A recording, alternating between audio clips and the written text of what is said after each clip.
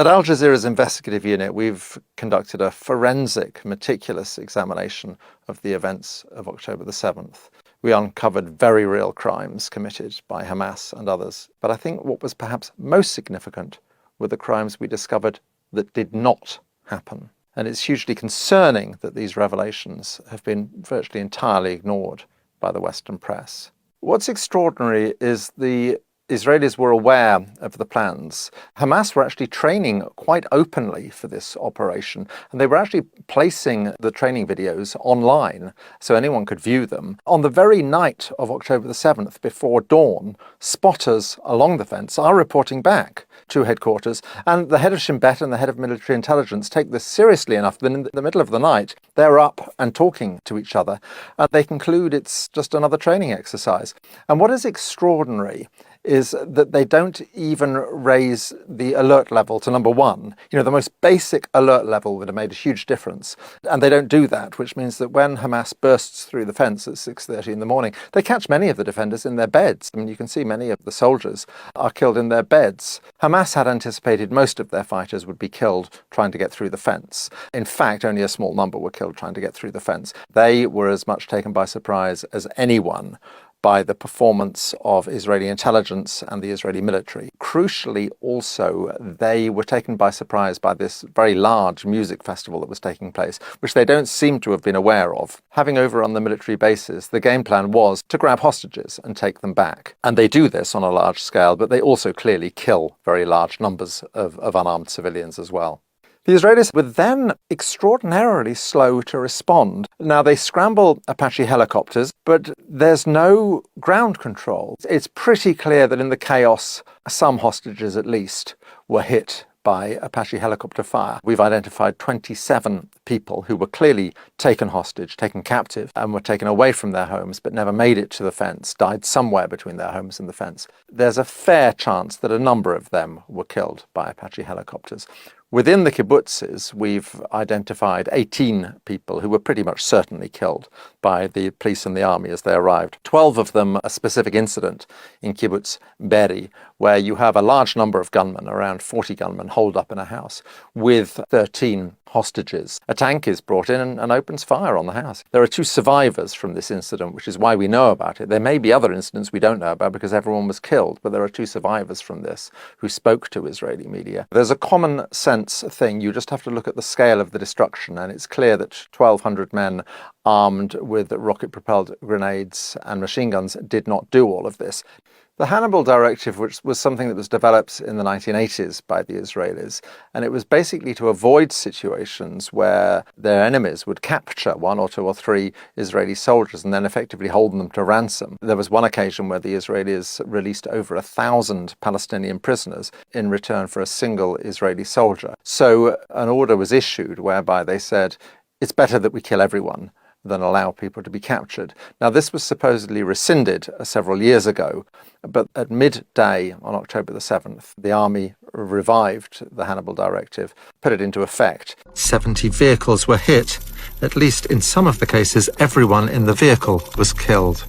The Israeli military does not deny the report.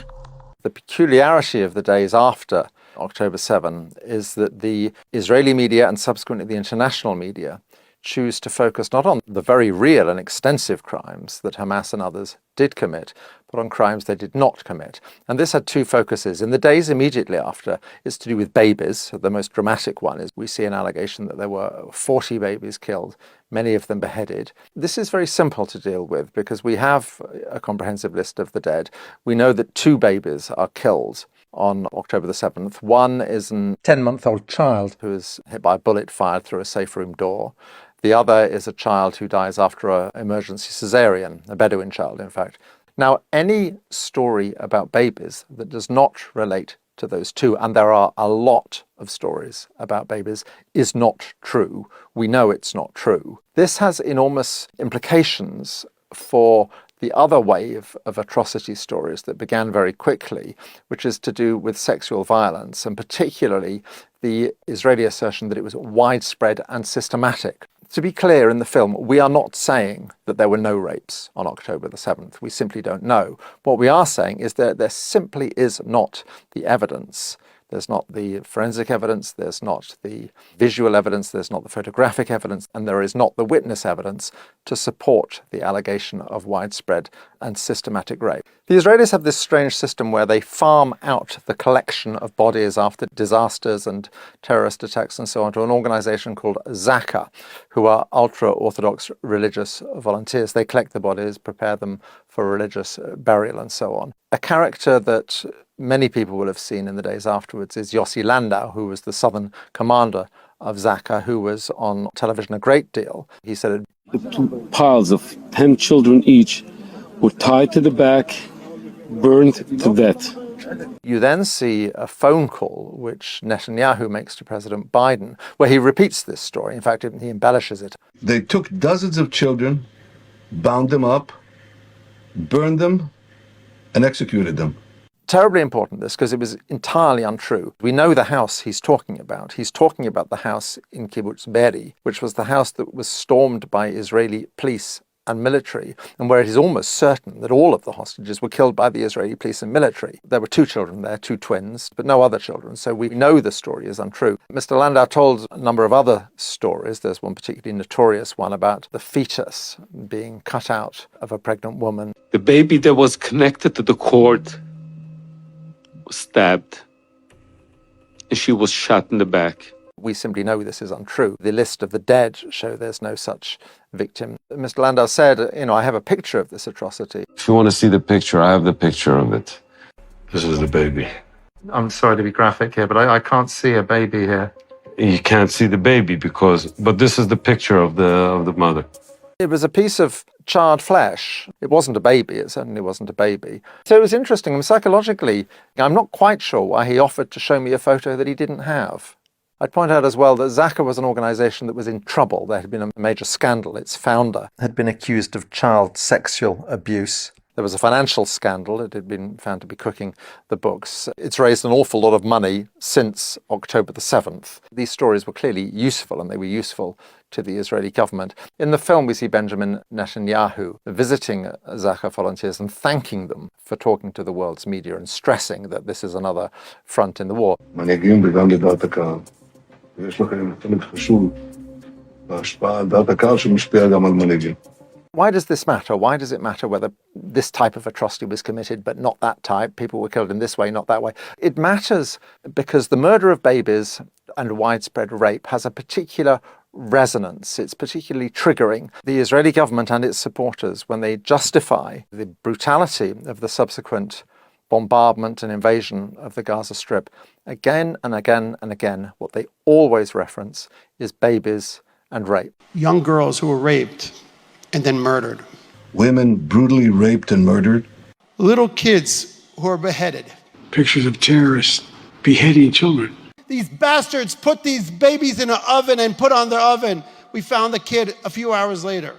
This is something you see in previous conflicts as well. If you want to dehumanize an enemy, if you want to desensitize people to the suffering that is inflicted on that enemy, then you portray them as barbarians, basically as savages, as people who are not deserving of humane treatment. And that's why it's relevant. That's why it's important to pick apart. A lot of the world's leading media outlets have done in-depth investigations where they have concluded there was widespread, systematic, instrumentalized, weaponized rape. The New York Times makes a particular feature of the story of a young woman. She was killed early in the morning, 9 miles north of the music festival site, as she and her husband were fleeing. The New York Times, in its big December investigation into sexual violence, leads with this, and about a third of the article consists of her story.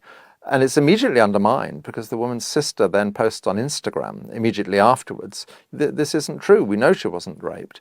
She was texting us until minutes before her death. It's also the case that her husband had a lengthy phone conversation immediately after her death with his brother, and again, made no mention of rape. So it's very important that, because it's the central, most compelling piece of information in one of the biggest investigations done by one of the world's most prestigious media outlets, the New York Times, and it turns out not to be true. It's done by 3 journalists. One of them turns out to be somebody who had worked in some capacity for Israeli intelligence previously, who has virtually no journalistic experience, and who had liked genocidal media posts. It's very interesting with Anna Schwartz. She gives an interview in Hebrew to an Israeli channel, she actually lays out how difficult they were finding it to find evidence that they were talking to all the hospitals and all the psychiatric clinics and so on, and that there was simply no evidence at all. There were no witnesses had come forward, no victims had come forward at all. I think she's telling this as if to show what digging they had to do, but it's actually very revealing. In the end, it's quite clear they fall back on the same sources as everyone else: Israeli government officials, IDF officers, and first responders, all sources which were discredited by the baby stories. So no babies were beheaded, no babies were thrown into ovens, and there is no real evidence for widespread and systematic rape. Now, it's very clear why the Israelis might want these stories to circulate. What's less clear is why very reputable Western news and media outlets should swallow them so uncritically, particularly given the track record of the Israeli government and the IDF, which has been shown again and again and again in the past to have been less than truthful in the accounts it gives. Because our war is against Hamas, not against the people of Gaza. While this mission is urgent, we will continue to fulfill it with care and with a commitment to the sanctity of life, both Israeli and Palestinian. The response to our film, October the 7th, has been interesting. The response is not to criticize and to pick apart and say we've got it wrong. They don't do that at all. What they do is they simply ignore you, which on one level I take as a compliment, because I think there are all sorts of people out there who would very much like to pick apart what we're doing and to destroy it and discredit it. And I think they take one look at it and decide they can't really do it. So what they do, which in a way is even more damaging, is just to entirely ignore us. This is significant because so often what we are doing is critiquing the way the mainstream media has covered the story, which may well be, of course, precisely why the media doesn't want to look at what we've done. So in a way, the treatment of this in many ways echoes the treatment of our earlier series, The Labour Files, which offered a critique of the dominant media narrative about Corbyn and the Corbyn years on the anti-Semitism crisis. The allegation of anti-Semitism clearly is a very powerful weapon that can be wielded in defense of the Israeli state. I think sometimes, particularly by the Israeli state, it is wielded very cynically and very deliberately. When the ICC investigates Israel for fake war crimes, this is pure anti-Semitism. It's not the case in Western media and Western societies that you cannot criticize Israel. You can. Now, you have to be a bit careful about how you do it, but certainly at the moment, during the assault on Gaza, you certainly can. What you cannot do is to question the fundamental philosophy of Zionism. What you are not allowed to do is to say what all Palestinians would say: Israel is a state whose defining feature is and has always been that it is structured to ensure the domination of one ethnicity over another, that it is in effect an apartheid state, which is what all of the world's human rights organizations now describe it as. The enormous peculiarity and dysfunction of Western media with Israel is not only does it not say that, you're actually not allowed to say that. And this renders criticism of Israel perilous terrain. People are very on edge. They're very aware that they're straying into dangerous territory. They're very aware they have to choose their words terribly carefully, otherwise they will be misconstrued. You can see this happening at its worst within the Labour Party, where particularly Jewish people are far, far more likely to be suspended and expelled for anti-Semitism from the Labour Party than non-Jewish people. But there is something more fundamental that goes on, which regards the Palestinian people as a whole.